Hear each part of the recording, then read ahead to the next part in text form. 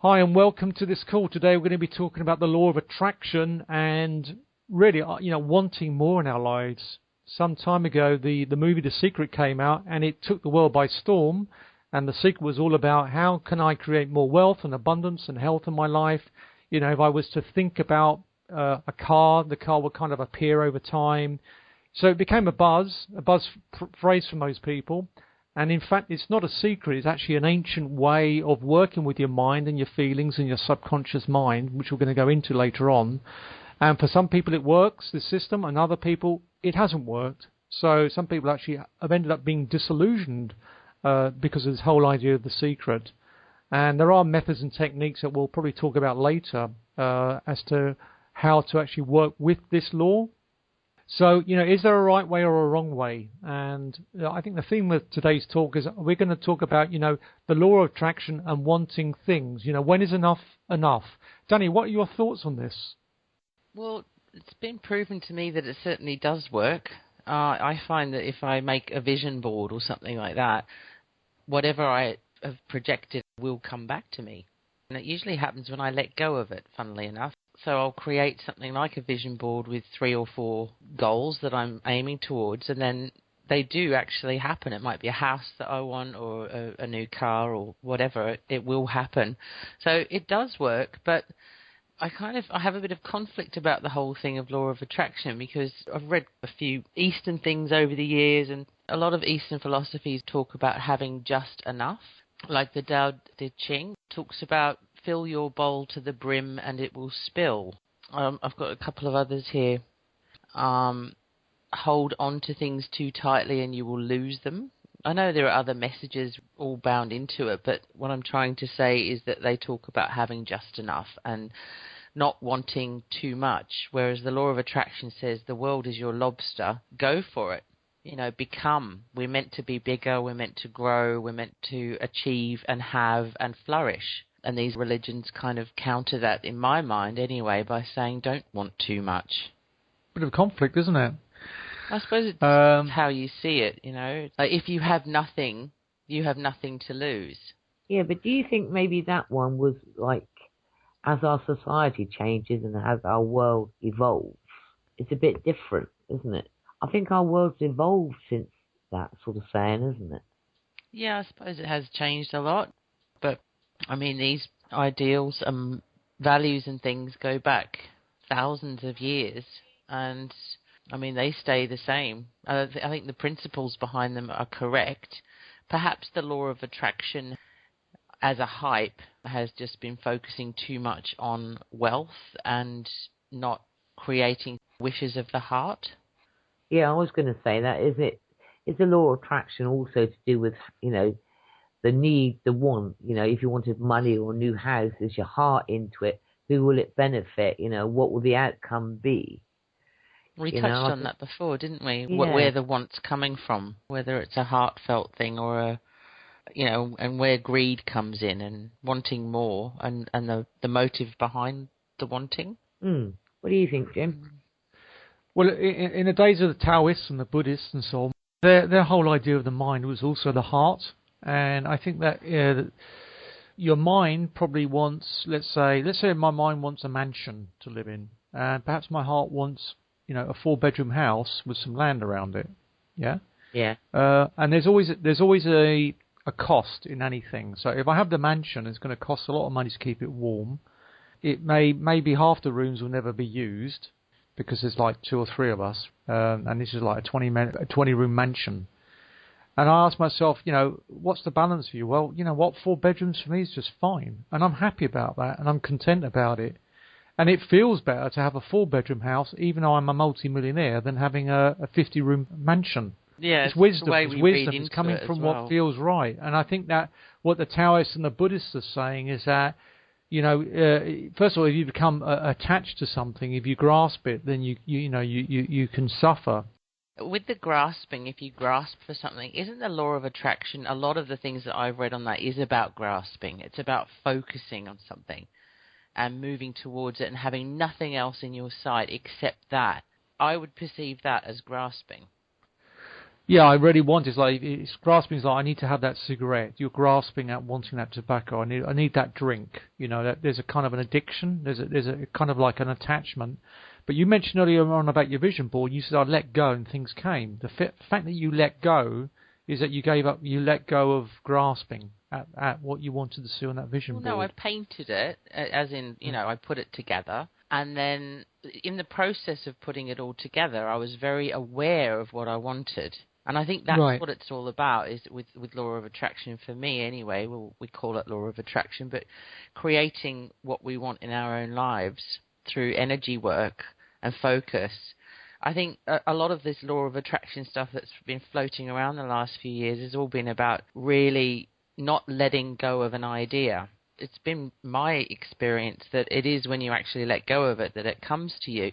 And the vision board is not a grasping, it's a putting it out there, and it's formulating it in your own mind and your own heart while you're doing it.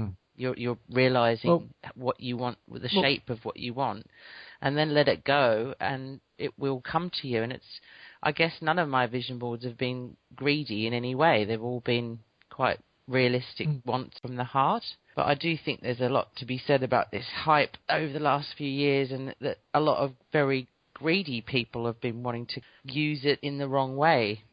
One of the stars of The Secret, James Ray, he ended up thinking he was God, and he made loads of money, and he charged $10,000 per workshop to do the warrior camp or something, and 2 or 3 people died. Now he's in prison. He let it go to his head, and I think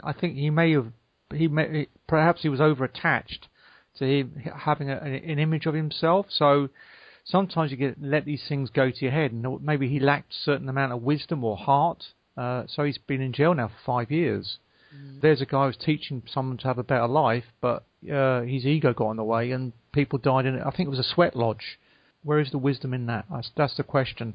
And maybe that's what the Taoists are saying, is fill your bowl, but don't fill it to the brim where it's going to spill over. And his case is that he just wanted too much, James Ray. You've got to be content, and you've got to have a sense of wisdom. I mean, Napoleon Hill in Think and Grow Rich. Well, he wrote that book, and there's lots and lots of people became wealthy. He wrote it in the 30s. And towards the end of his life, he wrote a book called Grow Rich with Peace of Mind. And he said in that book, one of the big mistakes he made, and a lot of the people who became very rich, was that they were never happy. They were not content with their lot, even though they had all this money. And so the missing piece, he said, was that there was this need to have that sense of peace. And I think that's coming back to what the Taoists are saying, is that it's okay to have the mansion and the Mercedes, but are you going to feel peaceful in that? Are you going to feel content? Or do you want more and more and more? Yeah, I was thinking, for me, the law of attraction, it's difficult, isn't it? If someone sat down and said to you, look, right, we're all one, we're all part of the universe, so whatever you want, you can have. It's difficult, isn't it? Because it's like, oh, right, okay, then I have $1 million, I'll have this, I'll have that. But when it comes down to it, surely it's what is it do you really want? Is it the mansion? Is it the 4-bedroom house? Is it a wooden house on a beach somewhere where you're isolated? What is it? But your heart, surely, has to be what makes you happy. And also, surely it affects other people as well. Yes. If you're happy, or you've got that money, then that allows you to maybe help your children, help people, help orphans or whatever. But surely the crux of it is getting into perspective. What is it you really want? Am I really happy? How would I feel if I had that? I think you're absolutely right, Kaz. Because at the end of the day, your heart is connected to spirit, and so the heart has a much more balanced view. Your mind will run amok. It wants more and more and more, and then the greed kicks in, whereas the heart says, no, you don't need that. And I don't think there's enough focus on that in, the books that are out there. When I think about the biblical phrase, ask and thou shalt receive, that to me is so full of heart. It's a kind of humble sentence somehow. And it's asking from the heart. That's my perception of it. Yeah, it seems like it's asking from the heart. So, and ask with a grateful heart, And I've had situations where I've wanted something and I've been completely guided in a different direction. I thought, wow, where did that come from? But my heart was saying, you need to do this. But my mind said, no, I want to do that. But then it was more... I was just going to throw in a curveball. I mean, a lot of people set out with this law of attraction and justify the reason that they want this and that. and it doesn't happen, and then they just think it's a failure.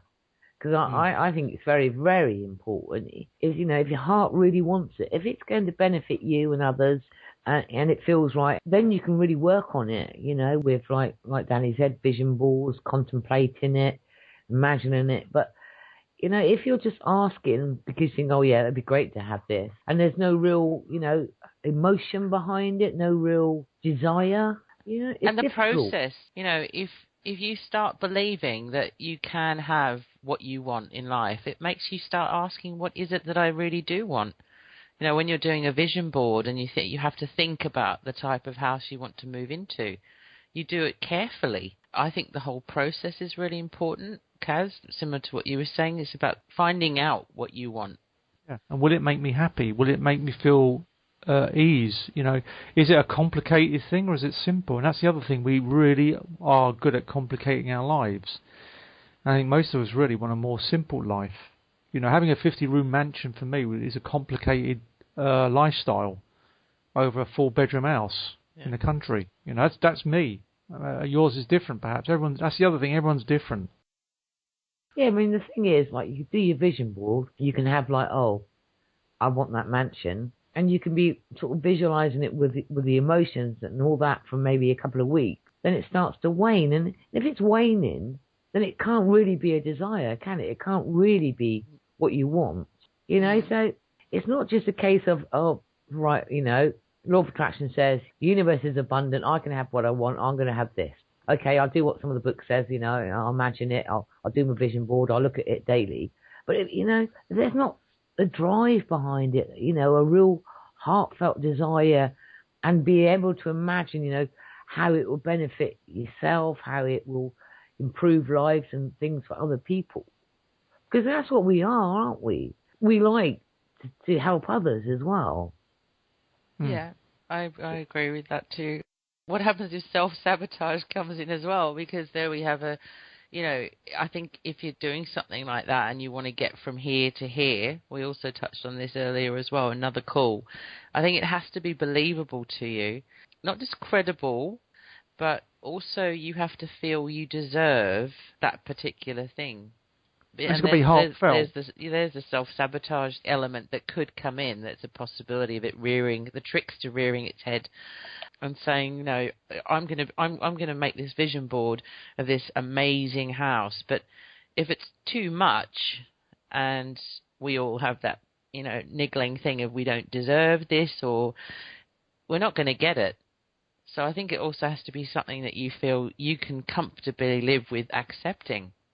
Because I think accepting if you can't accept something that you draw towards you, it won't come towards you. Do you know? I'm making a bit of a spaghetti of all this. It's a blockage, and that's sabotage again coming in because you're blocking it because deep down you don't really want it. If we can look into our hearts and say, look, if that really was placed in front of me and given to me, do I feel deserving enough of it? Do I feel I could accept it? And if the answer's no, don't bother doing the vision board because it won't come. Give you an example. Kaz, you want to move to Spain, you want to move to Almeria, and I guess you want to move to a house close to the beach. Do you feel you deserve that? And is it coming from your heart? I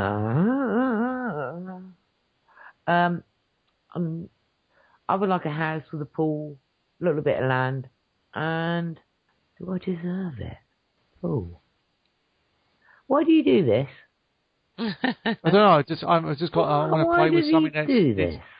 This is something that's live because you have a deep desire to move to another country.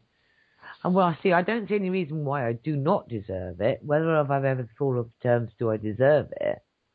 I can't see why not. I mean, I know that we as a family would be happy, and others could come and stay and they would be happy. And then if I sort of lived my dream about, helping people on their spiritual pathway, then there would be room for that to happen. So I can't see why not. So on a we front, on a united front, you could say, we deserve this. Yeah. But it sounds like it's a heartfelt desire. You from your heart, you feel you want to do that, don't you? Yeah, I mean, I don't want a huge mansion. Obviously, I would like a nice detached property with a bit of land, with the pool, or I'm quite happy to rent. I know the universe is abundant.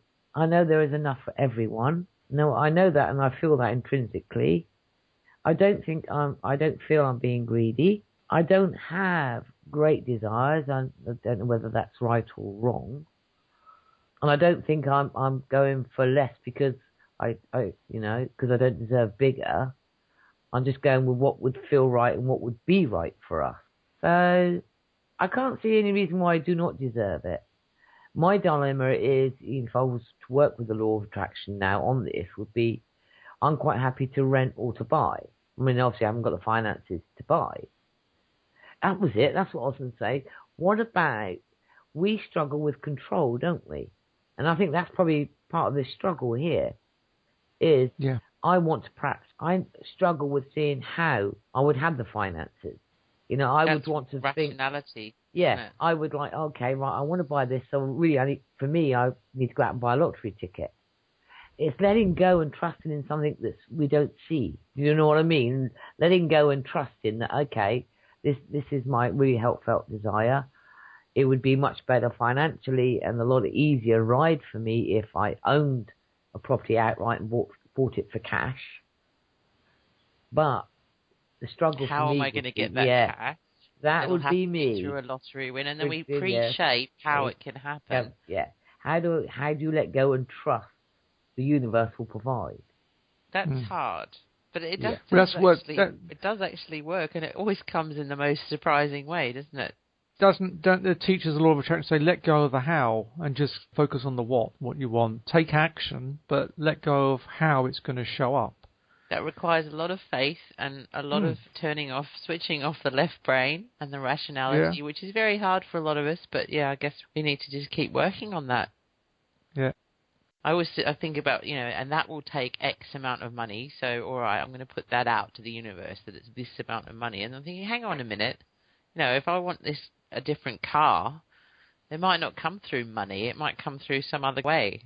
Someone might give me a car. It might just land on my doorstep. Great. I think on that note, we'll wrap up. Is that okay, or do we want to finish off? Anyone want to finish off this theme on the law of attraction, whether it works or not? Well, I just want to apologise because I left my microphone on while I was feeding my dog. Didn't hear anything. So I don't think we should finish up on law of attraction. I think we could carry this on. It'd be great to see if we get any questions asked us. Questions, comments. I think they're all all be welcome. I just think this is a vast subject. But I mean, we'll do part 2. Yeah, we'll do a part 2 on this, and surely a part 3 because it's, as you say, it's a huge subject. And there's a lot to be said for it. So why don't we finish on that? Yep. Thank you very much, you two, for your great input again. Okay. See you soon.